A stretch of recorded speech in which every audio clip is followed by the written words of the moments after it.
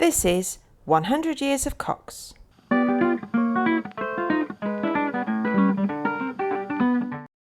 You are listening to a podcast by Frances Thompson. I'm telling the story of 10 siblings from the Machel Cox family through the letters they wrote to each other. They were born in England between 1868 and 1884. 7 of them lived in England and 3 lived abroad in the colonies. These siblings are my family. Sibling number 2, Edmund, is my great-grandfather. The 10 siblings started writing a circular letter to each other called the Family Budget in 1906. They continued for the rest of their lives, and then their children continued the stream of letters. The last poignant letter was written in 1987 by David, Arthur's son.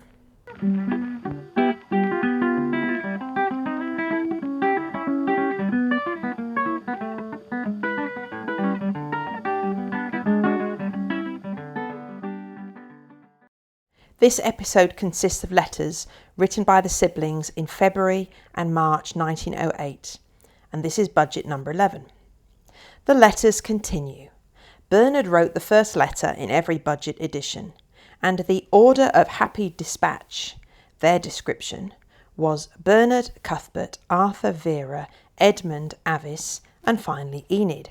Then Enid posted the package abroad to Aldwyn, Neville, and Wilfrid, who only wrote Budget letters occasionally. I'm amazed how many packages survived the thousands of miles in the post. Some have been lost, but the majority survived, and are now safe in the climate-controlled storerooms beneath the Bodleian Library in Oxford. In the letters today, Arthur describes the amusing incident of the formal dinner party that Reverend Ponsonby invited Arthur and Avice to, although Arthur rudely described his local vicar as the prelate.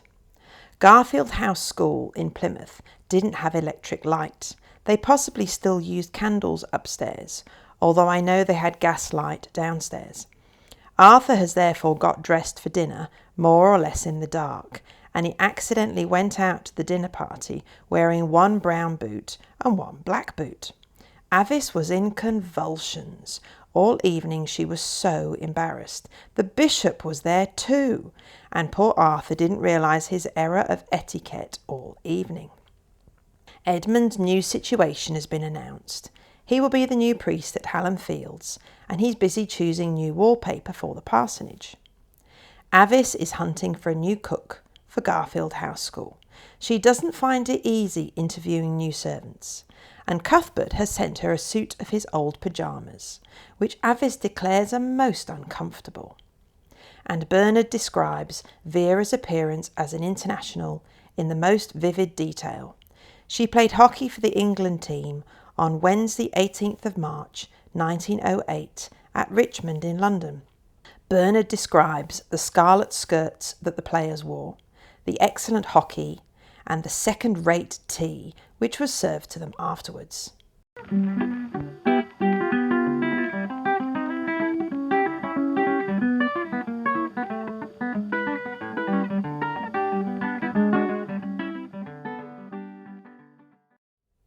Arthur's letter, Garfield House, 5th of February 1908. Dear ones, after Bertram's not undeserved rebuke to us all, I feel that I must not begin on the familiar note. Indeed, for once the budget has really arrived opportunely, and I have enjoyed it accordingly, although colonial contributions are conspicuously absent. I see that my last letter ended with the information that I was invited to dine with the prelate.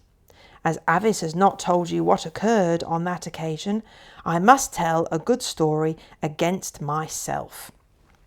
It so happened that I had been wearing a pair of rather aggressive brown boots that Sunday, and it seemed to me that perhaps it would be more seemly to change into black ones before I went to a clerical supper. Am I right, Edmund? So I proceeded to do this, as I thought.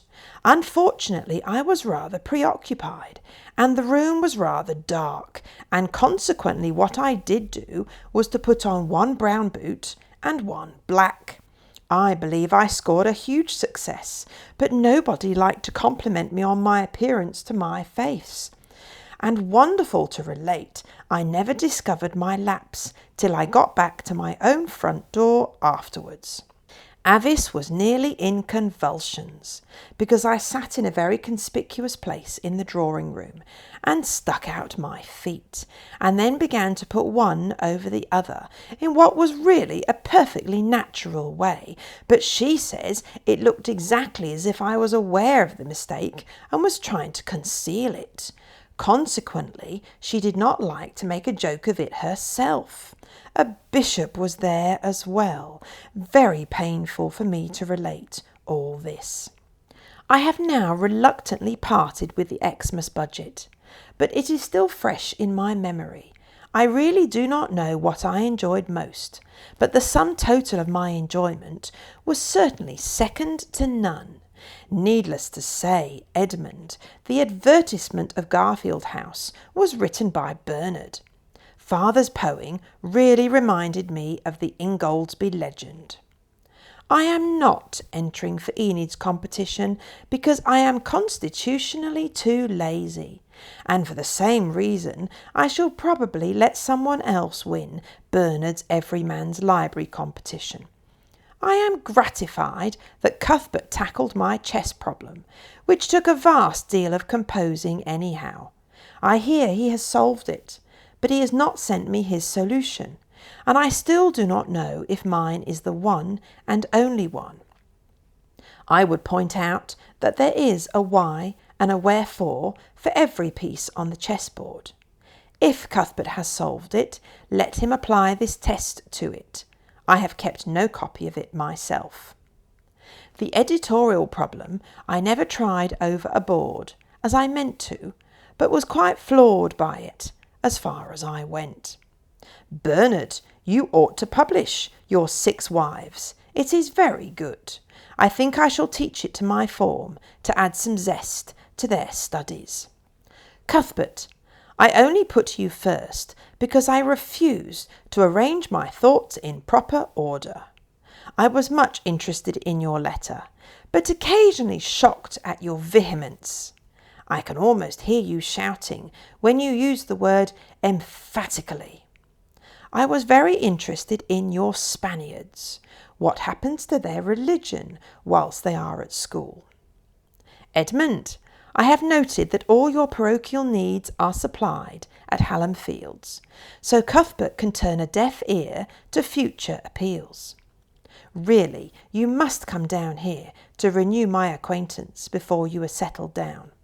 I shall be delighted if you can manage it, but this is not the place to issue invitations, and you shall have it before this reaches you. I must tell you all that Edmund, the other day, set himself the task of writing a whole letter to me without underlining once. Dear Edmund is aware that the whole family have opinions on his frequent underlining of words. He got over the difficulty by putting the emphasis in an explanatory parenthesis, and moreover he did have one lapse even then. I feel uncommonly stupid today, and I have included no margin here to allow for comments.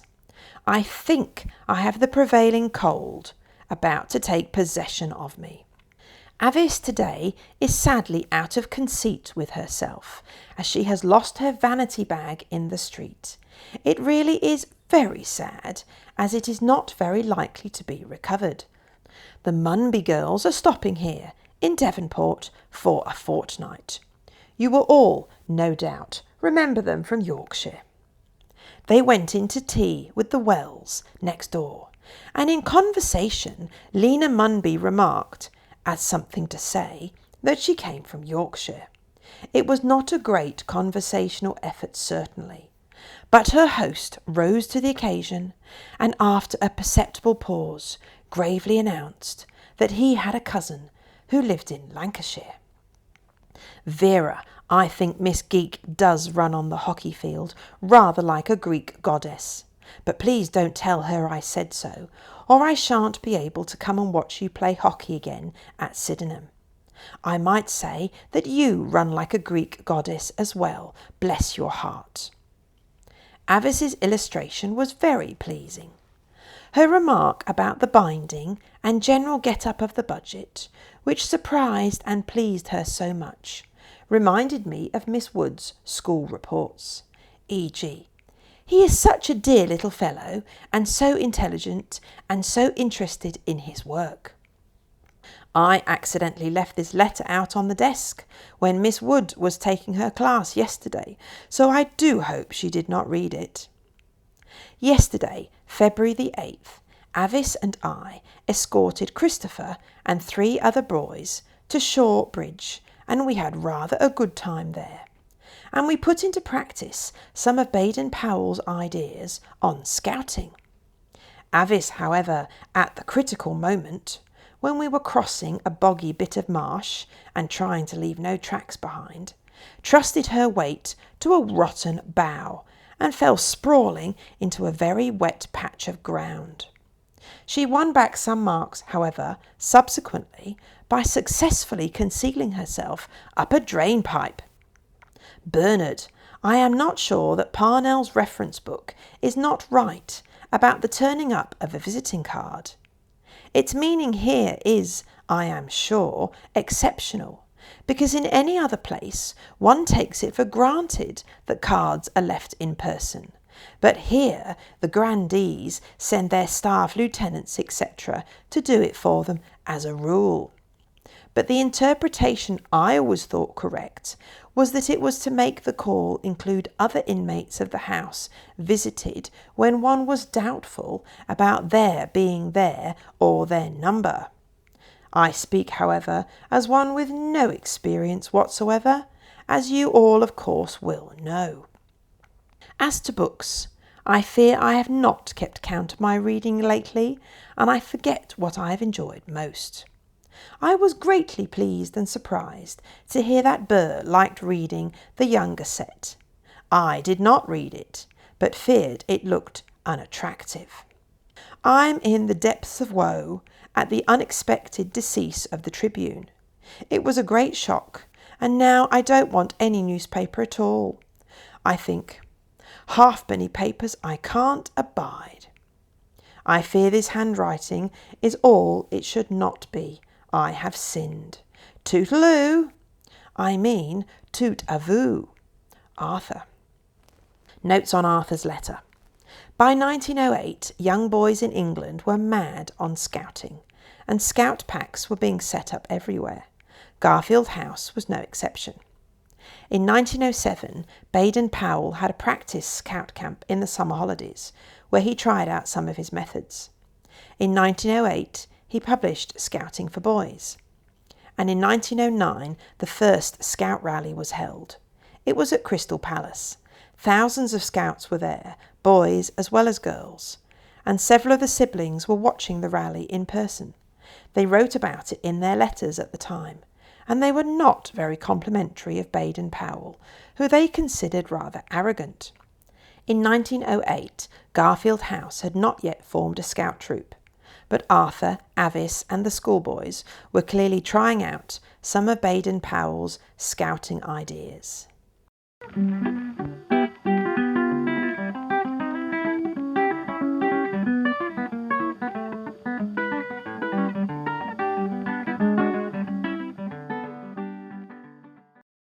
Vera's letter. Sydenham, February the 15th, 1908. Dear family, I must apologise for not contributing anything to the budget this time, especially after I have enjoyed it so much, but my thumb must be my excuse. It is much better now, but writing is still wearisome. I am off to Cheltenham tomorrow for 3 days.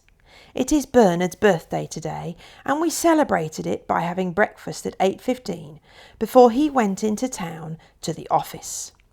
Then Burr and I went to see A White Man at the Lyric, which I enjoyed very much. Yours affectionately, Vera. P.S. Arthur, I very much like the photo of Avice and Neville. Notes on Vera's letter. Vera has got a sore thumb, probably a hockey injury. She and Bernard have been into town to the theatre to celebrate Bernard's 30th birthday. They saw A White Man at the Lyric Theatre, which was a play about cowboys and Native American Indians. You can find out quite a lot about old theatre performances online. The play was about a white man who is a cowboy, played by Lewis Waller, and his friendship with a young Native American woman called Nat You're Rich, played by Dorothy Dix. I will put some photos on Twitter. Edmund's letter. Woolley Moor, March the 4th, 1908. Dear Budget members, the next time the budget is sent to me, I shall hope to receive it at Hallam Fields Parsonage, Ilkeston. Please note my new address. I go over tomorrow to interview the painter and the paper hanger, and then I move there on March the 12th. Once again I must apologise for keeping the budget so long, and must confess that it would not have been sent on today unless Vera had sent me a postcard as a reminder. I have already written 7 letters today before tackling this. I seem to have been spending a small fortune lately in necessary postage stamps, and in addition I have just had to send 6pence to Sydenham as a fine. I am afraid that today I cannot get on with my usual plan of going through all the letters again when writing my contribution, as I have very little time before the post goes. But I must just say that I enjoyed everything just as much as usual. I did like reading all your letters, and I will try to make up for my brief epistle by a few other contributions. I enclose the cover of the March edition of Hallam Fields Parish Magazine, which, though a very scanty number, will give you a pretty good idea of the interior of the church. I wonder which of you will be the first to see the church in person. I also enclose a cutting from the Clay Cross Chronicle, which describes some of our doings here. I am also going to enclose a small red paper parcel pinned on here containing a portion of my hair, to settle a small controversy that arose as to the colour of my hair when I was last at Enid's house. I believe Cuthbert was there at the same time. I might mention that I have not stopped to collect the lock of hair this afternoon, but that it has been ready for some time, awaiting shipment. I must really ask that no one confiscates it for putting in a locket. It is snowing here pretty hard again this afternoon. We have had a lot of it lately up here. I shall be glad when I am settled at Hallam Fields. It is rather an undertaking trying to settle in by myself entirely. I do wish Arthur could spare his efficient housekeeper for a few days. I have now got nearly all our furniture, owing to the kindness of so many. The aunts in Wimbledon have been very kind in providing many necessary items. I am now debating what vegetables to plant, and what sort of potatoes, and what sort of fowls we are going to keep in order to scratch them up. Arthur, I actually did abstract your photo of Neville and Avice, but have decided to return it. Please send me a copy, if you have one, to reward me for my honesty. We'll try to do better next time. Yours ever, Edmund. Notes on Edmund's letter. There was indeed a small red envelope stuck into the budget, which Edmund had folded from a page advertising something. The message written on it says, "Hair missing." I think it is Arthur's handwriting. Edmund then gets some indignant replies from the family about this lock of hair. It appears that the family were arguing about hair colour, perhaps who had a similar colour hair to Aldwyn, Neville or Wilfrid, who all lived too far away to check. Or they might have been discussing whose hair is going grey. I don't know. I think the hair was probably not Edmund's, and he had snipped the lock from a cow, or possibly another farm animal, because he knew that would shock and alarm his siblings. The cock's sense of humour was peculiar. Edmund, who was a Church of England curate, later had a dog which he called Satan. My Auntie Judy, who was Edmund's granddaughter, thought that was hysterical, and she once told me that all the siblings had a very highly developed and very unusual sense of humour. They liked to prank each other, and they would set up booby traps over doorways, which generally the maid walked into first.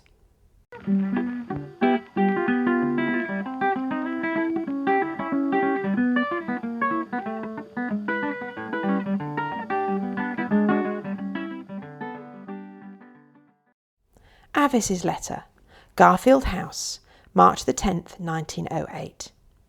Dear family, let me be the first to congratulate Vera in the budget number. I am thinking of her today. Fancy that, whether she feels fit for hockey tomorrow. She must have had a rough crossing over to Ireland. It will be the first time she's been out of England. Bernard will now be the only one now who has never been out of England. I am longing to see her photograph playing for the England team in the ladies' field. Burr, why did you not send the quotation for me about come away, from the Forsaken Merman, in time for the voting for the quotation competition? I am sure it would have got the most votes. I did laugh at it. Arthur has not yet written his ode to Vera. Cuthbert, you must do one too. I know you would write a good one. Dear me, we have had such a lot of cook hunting lately, but I think we've got one at last. Dorothy is going to inspect her this evening. We are also changing a maid, so you see I am getting a little experience in servant hunting now. I don't enjoy interviewing cooks, but I've done a lot now. Can you imagine me doing it? About halfway through our conversation, it all seems so comical to me that I suddenly find it quite difficult to keep solemn. They are all so much older than me. However, I think I managed to look fairly dignified. I hope so. I am dreading the new cook rather, because I've always left a good deal to Mrs. Parsons. I had a lovely half-term holiday at Downderry. We took 2 schoolboys with us, and I was with them in rooms quite close to the house where Arthur, Dorothy and Christopher were staying. We went about in our oldest clothes, and I had a grand time. There are very fine cliffs, and the ravens were very interesting. We were always trying to imitate them. Burr, I was shocked to see such specimens of the beginning of budget letters, and mine read the worst of all. You will see this time I have carefully avoided such a beginning. Wilfred sent a letter saying he has not received the Christmas budget, which I forwarded to him from here. I am awfully afraid it is lost. Such a tragedy. Burr, you will have to send him the manuscript copies. Oh, Cuthbert, I must not forget to tell you about the pyjamas. They arrived for me, and I couldn't imagine what it meant until Arthur told me, as I don't read the budget out of my proper turn. Well, I am converted again to nightshirts. I hope I am not shocking you too much, Cuthbert, but I can't imagine how long you must have had the pyjamas, as they are just about my size. I tried them on, and I thought them most uncomfortable to sleep in. Cuthbert, how vehement you are. I always feel like that about America, but I always think I am a little prejudiced. I do want to know what newspaper you are all reading now. It is simply beastly, the Tribune having ended. It was such a first-rate paper. That experiment about the Spanish boys at Berkhamsted is very interesting. Thank you, Edmund, for wishing for my housekeeping help. I am flattered. I am sure you managed very well, and I do hope that you are now settled into the parsonage at Hallam Fields. I do believe I could find grey hairs if I searched for them. I had some at the age of 15. Yours affectionately, Avice. Notes on Avice's letter. Downderry is a little village in Cornwall, on the south coast. I imagine that in 1908 they would have travelled from Plymouth to Downderry by train, but you can't do that today. We forget that boys who went away to boarding school in the early 1900s did not always travel home to their families in the holidays. It is half term, March 1908, and 2 pupils from Garfield House School, probably aged between 5 and 12 years, have not gone home and are spending half term with the headmaster and his family on holiday in a boarding house in Downderry, which would have been a very quiet little village in 1908. Arthur, Dorothy and Christopher have rooms in one house, and Avice and the 2 schoolboys are staying in another boarding house. In 1908, social standing and etiquette were very important. Women still wore gloves and hats, and photographs from then always seem to show formal and serious expressions. It is therefore lovely to read that people sometimes went on holiday and took their oldest clothes with them. The family would have been for walks and messed about on the beach. Sometimes we get the impression that everyone in the early 1900s wore their Sunday best all the time. Mrs. Parsons was the cook at Garfield House. She has left, and Avice has to interview replacements. She is a young woman of 25 who probably had quite a sheltered upbringing, and she feels very uncomfortable at interviewing older women who were probably in their 50s or 60s. Wilfred has sent a letter, though it was not included in the budget this time. Avice thinks the 1907 Christmas budget has been lost in the post, somewhere between England and Canada. Fortunately, it wasn't lost. Maybe it was delayed on a ship somewhere. The Christmas budget eventually was read by Wilfred in Canada, and then Aldwyn and Neville in Africa, before it was posted back to England, where it lay in a wardrobe for many decades.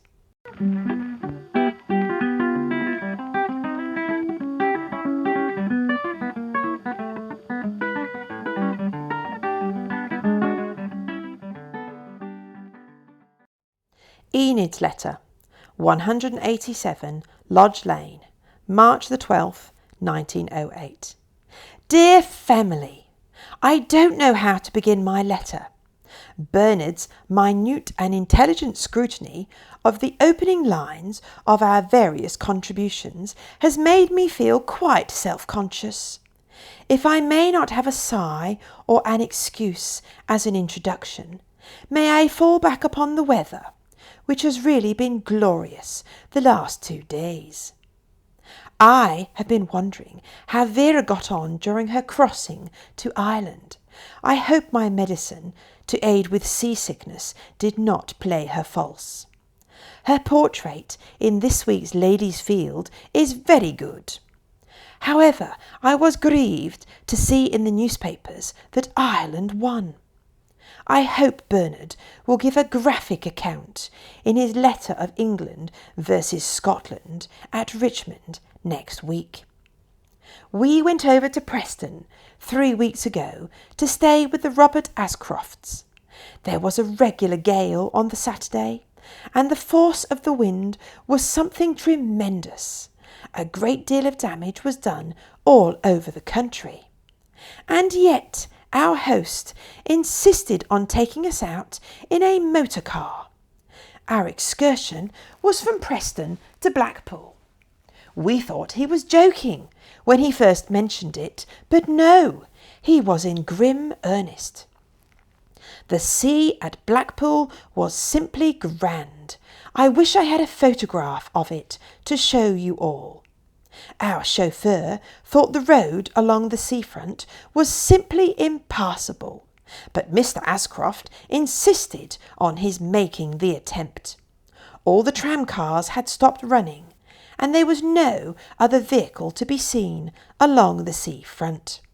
However, we succeeded, though the waves were dashing up over the wall, and the road was covered with seaweed and surf. On the return journey, we had various excitements.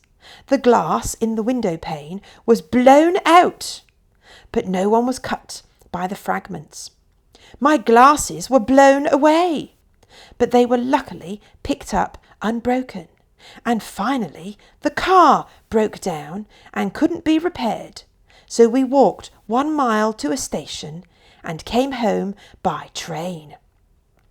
Bernard, with reference to the turned-up calling card, I quite agree with Mother that it means that a lady has called in person, though I have more generally found it done to the man's card to show that he has personally accompanied his lady wife when making the call.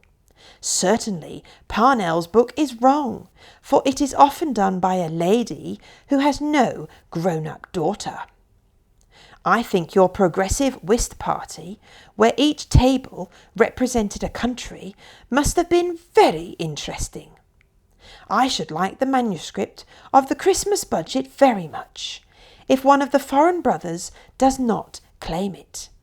Have you yet heard if it has reached Wilfrid safely? Cuthbert, I must again remonstrate with you on your spelling.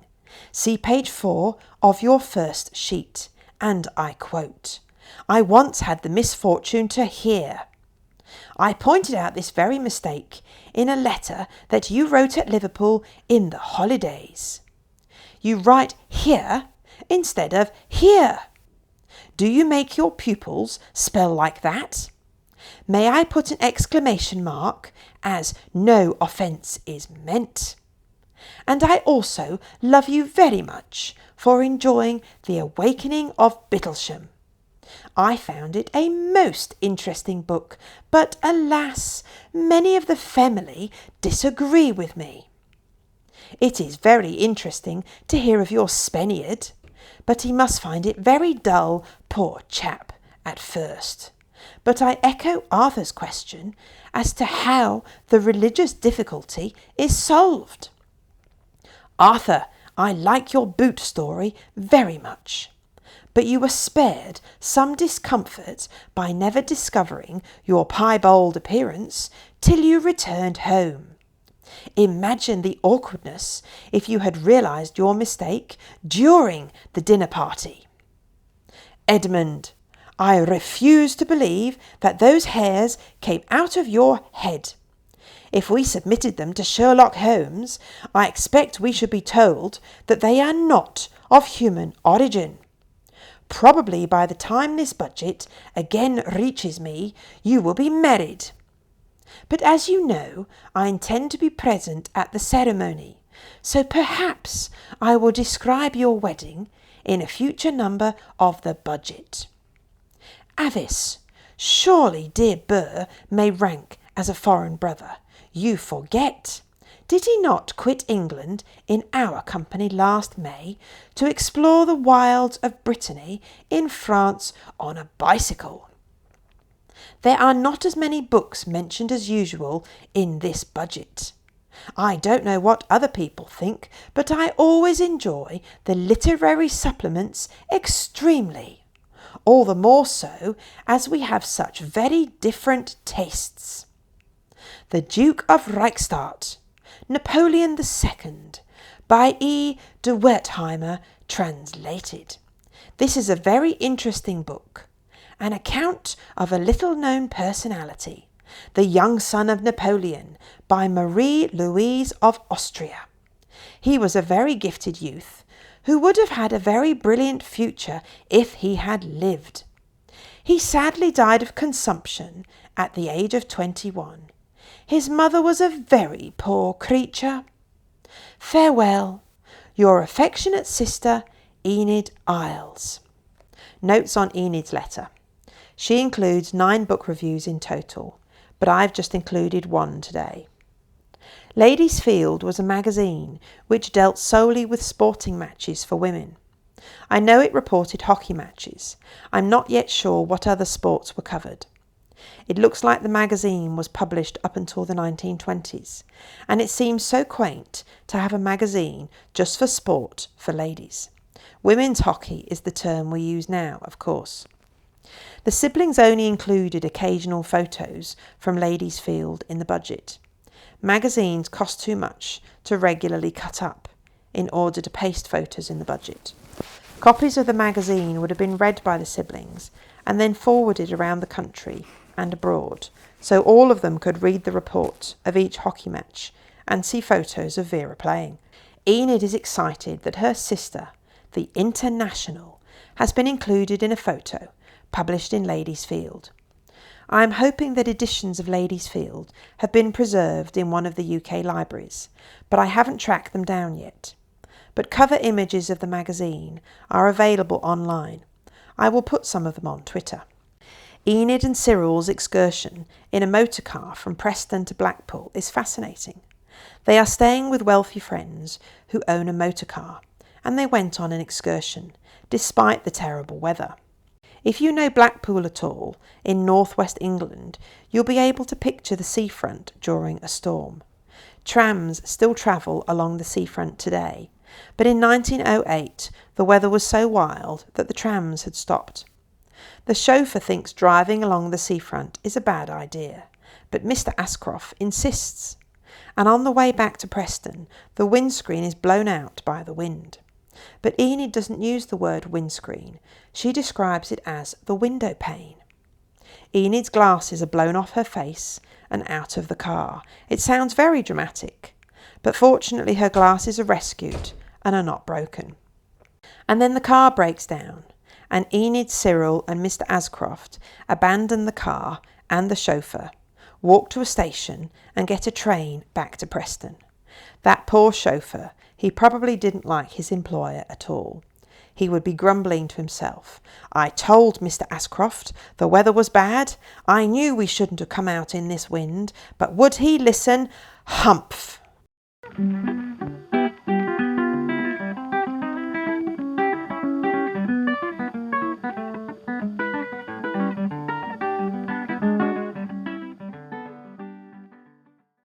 Bernard's letter.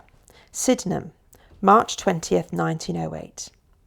Dear family, the chief event in the family at present is of course Vera's appearance as an international.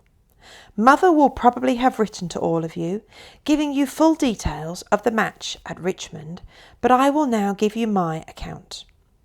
I arrived at Richmond station at 2:20 p.m. on Wednesday, March 18th. I had no difficulty in finding my way to the ground, as the street was swarming with long-coated, motor-capped ladies of all sizes, all walking, and a good many running, in one direction. Arriving at the ground, my eye was immediately caught by the scarlet skirts of Old England. An enthusiastic schoolgirl exclaimed breathlessly, "Oh, don't they look lovely!" I made my way to the grand stand, where I found Mother and Father already in their seats in the middle of the second row, Father being arrayed in a new overcoat and hat. The middle part of the row in front of us had a strip of red calico tacked onto it, and it was reserved for the council. Cuthbert and his friend Rawes arrived a few minutes later, only to find their seats next to us were already occupied by two ladies, who firmly and positively refused to move, though Cuthbert had his tickets and they couldn't produce theirs. Not being suffragettes, we didn't like to chuck them out. Father made pointed remarks to them, but later on had to make it up with them, as he had to talk about Vera to someone. He pointed her out to them as that girl with the brown boots. I think all the English team, with one exception, had brown boots on. Vera did not quite like to follow Arthur's example, though of course it would have distinguished her from the others. About 10 minutes after the advertised time, 3 stalwart Highlanders bagpiped the teams onto the field. The match is quite beyond my powers to describe. The play at first seemed somewhat scrambly, and the English team started rather badly. However, they soon got warmed up, and they won eventually, as you know, by 5 goals to 3. The pace of the English forwards was rather astonishing. Vera, Miss Bryant and Miss Everett striking me as being especially fast. Miss Bryant was brilliant and very pretty to watch, though Vera says she plays to the gallery. The English goalkeeper was very feeble, and it was lucky she had so little to do. Vera was very good at taking her passes at top speed. Most of them seemed to find it necessary to stop when... March 22nd. Alas, a sixpenny fine for the missionary box. I was too sleepy to go on with my letter last night, and if I had caught the post, I should have had to end rather abruptly. As it is, I cannot finish the sentence, as I don't quite know what I meant when I wrote it. At half-time, Cuthbert and I walked onto the field to talk to Vera, and Father presently arrived and conducted her to the stand to show her off. She took it very nicely. When the match was over, we struggled for tea in a marquee, for which they charged 9p. It was very difficult to get any tea, and it was rather second-rate when you did. Cuthbert and I then accompanied Father and Mother to Clapham Junction, whence they returned to Sydenham on the train, and we went on into town. Vera went to see The White Man for the second time at the Lyric, with the two teams, while Cuthbert, Rawes and I went to the admirable Crichton. I hadn't seen this play before, and I thought it splendid. I went to meet Vera after the theatre. Unfortunately, her play was over early and ours finished late, so I found Vera ensconced by the fire in the vestibule of the Lyric, with a commissionaire on guard at the door. He had kept the door open specially for her, so of course he had to be tipped. The next day the papers were ransacked for accounts of the match. The Telegraph was far the worst. The Daily Mirror had snapshots. I enclose one in case you haven't all seen it. I wonder who the lady is marked with a cross. Cuthbert. Broad blown is not in my dictionary, so, following Mr. L.J. Max's example, I shall continue to assert that the epithet suits you well until you prove the contrary. I entirely agree with you about the United States, but am sorry that the little verse I quoted could rouse such fury. I must confess that I thoroughly enjoyed it. Of course, it is vulgar. Talking about Pearson, I rejoice to see the Times has escaped from that danger. I think some of its methods are quite bad enough already, but they will be 10 times worse with Pearson or Harmsworth. The sensation about the German Emperor and Tweedmouth was a tribute to its power, though it made a great deal too much fuss about it. I think, however, they were right to draw attention to the correspondence. Arthur, your boot story of 1 brown and 1 black boot is a gem. I cannot imagine how it was you never noticed it yourself. It reminds me of a story which may or may not be new. A valet was rung for by his master, and on entering his room was confronted with a pair of boots, 1 black and 1 brown. His master expostulated with him, saying, "Look here, you idiot, what do you mean by giving me boots like this, 1 black and the other brown? Why don't you use your eyes? Do you call this a pair of boots? Did you ever see another pair like them?" "Well, sir," replied the valet, "it's a most extraordinary thing, but there is another pair downstairs in the scullery just like them." "Edmund, how very nice your church looks. I very much look forward to visiting you. I tremble for you when Cuthbert sees what you have enclosed in your little red paper parcel. I expect he will find it disgusting. It shocked even me a little bit. Avice, Enid has already told you that I have been abroad. Also, I have been in England, Scotland and Ireland all in the same day, which is what very few other people can say. Downderry sounds very attractive. I suppose you know it all too well now to care to spend the summer holidays there. and perhaps there is not sufficient accommodation for the whole family. Enid, what an exciting motor ride you had, and how very lucky you were to find your glasses. I believe I misquoted Parnell's reference book. What I now think it said is that a turned-up calling card meant that the daughter was being called on as well as the lady of the house, and not that the caller was calling for her own daughter. I am getting very mixed up. Of course, I have no experience in such matters at all, but the topic greatly interests me. The impostor has been approved of by everybody now, I believe. I agree with Enid in appreciating the literary supplement, though I find it extremely difficult to convey exactly what I think about a book, and often I say either too much or too little. Enid, I am sorry if I was the cause of you reading The Woman's War, but I quite thought I warned you that the medical parts were quite revolting. They certainly are anyhow. My apologies to you that you found the book distasteful. The Blue Lagoon by Henry de Vere Stackpoole. 2 small children, a boy and a girl, are wrecked with an old sailor on a South Sea island. The first part is delightful. The old sailor then dies, which is an awful shock to the children who do not know what death is. The children then grow up, and then of course several natural complications occur. The end is elusive.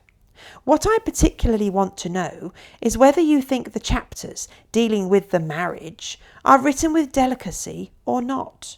I can't quite make up my mind, but I think that on the whole the natural course of events is simply and delicately dealt with. Several sentences might have been omitted, I think. I don't want you to think it is offensive, but some people would think it decidedly improper. I should much like to know the Budget's opinion. Anyhow, it is, apart from this, an original and delightful story. Now I must stop. Yours ever, Bernard. Notes on Bernard's letter. Bernard was a successful London stockbroker. He was comfortably wealthy and he was very generous. He is always taking his siblings to the theatre and he pays for their ticket as well. He was single, probably gay, in an age when this was illegal, so nothing is ever mentioned. But he does have a lot of spare time and he reads an enormous amount. This letter included 14 book reviews. I never knew that The Blue Lagoon was a book before it was a film. I don't think I've ever seen the film, but I remember in the 1980s people discussing it and describing it as very raunchy. It's fascinating that this well-brought-up, middle-class family would discuss such a book, and that Bernard wants to know if his siblings think it is offensive or just improper. We often think that the Victorians and Edwardians didn't discuss sex. They clearly did, just not in public. Several other siblings also read The Blue Lagoon, and discussion of the themes included continue in the letters to come. Vera was quite mad on hockey and was completely thrilled to be in the England team. The family are clearly equally delighted, and Bernard's letter is full of fascinating descriptions about the match. The street was swarming with long-coated, motor-capped ladies of all sizes, all walking and a good many running in one direction towards the ground. What a picture!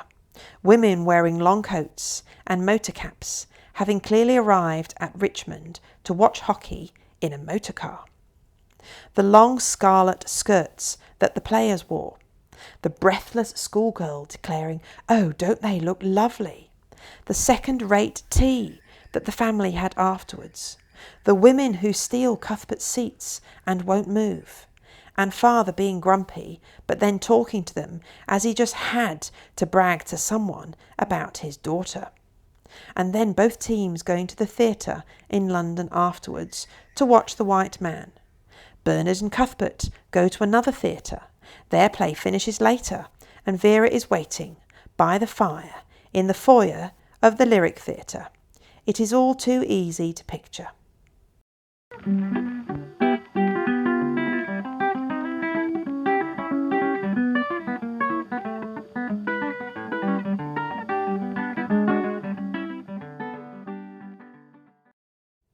In the next episode of 100 Years of Cox, Cuthbert is grumpy. There is a lot of flu at Berkhamsted. Everyone is ill. An inspection is underway and he's very annoyed at Enid criticising his spelling. Arthur describes the search for new servants at Garfield House, as well as expressing his dismay that his favourite newspaper, the Daily Tribune, has closed. Vera explains how wearing long skirts prevents good stick work in ladies' hockey, and Vera and Bernard go to watch the Oxford and Cambridge boat race. After Easter, Avice, Bernard and Cuthbert went to Branscombe in Devon for a few days to check out a boarding house and the landlady to see if it would do for the whole family for their August summer holidays. There were, of course, no photos or reviews online to help you choose your holiday accommodation in 1908. And Enid has been to Aintree to watch the Grand National, and they sat in a stand of seats on a barge on the canal. Sitting in a boat on a canal to watch a horse race. Very strange. 100 Years of Cox. The Machel Cox budget letters and all content is subject to copyright and belongs to both myself and the Bodleian Library in Oxford. Machel Cox Letters is on Twitter, @CoxLetters. If you have any questions or you want to tell me something, please send me an email, machelcoxletters@gmail.com. You have been listening to 100 Years of Cox. Thank you for listening.